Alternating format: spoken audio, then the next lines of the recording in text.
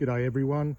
Well, now it's in the beginning of November. I thought I'd start harvesting my Murasaki sweet potatoes. I've had them growing in these empty chicken feed bags.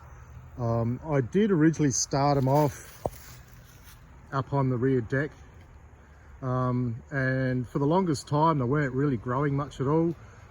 Sweet potatoes really like to have a lot of sunshine, and for the most part they're in the shade, and so for about half their life they were growing up there and but barely growing at all. And it wasn't really until I put them down here in the backyard they were getting a lot more sunshine. So I wasn't too sure how well they'd do, and as I suspected they weren't doing really well, but I am actually getting some sweet potatoes. Here's my Murasaki sweet potatoes. So we're getting really warm weather out here, still here in Georgia. It's been still in the low 70s to high 60s during the day, and still quite warm nights. But yeah, I thought I'd start harvesting them. There's our livestock guardian dog, Cookie, guarding the chickens. So yeah, I thought, I'd harvest them and see what sort of a yield I'm gonna get.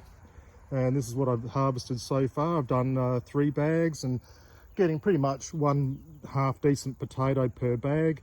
Not really going to be anything worthwhile eating, but if I can hang on to them and store them for 4-5 months, I might be able to start them off with some new plants next year.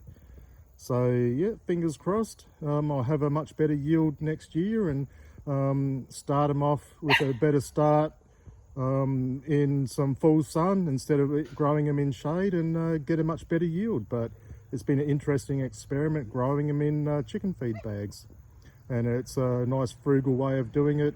So we didn't have raised beds, which is what my preferred method was. So had the chicken feed bags lying around, so I thought I'd utilize them, and yeah, it's fingers crossed, better yield next year.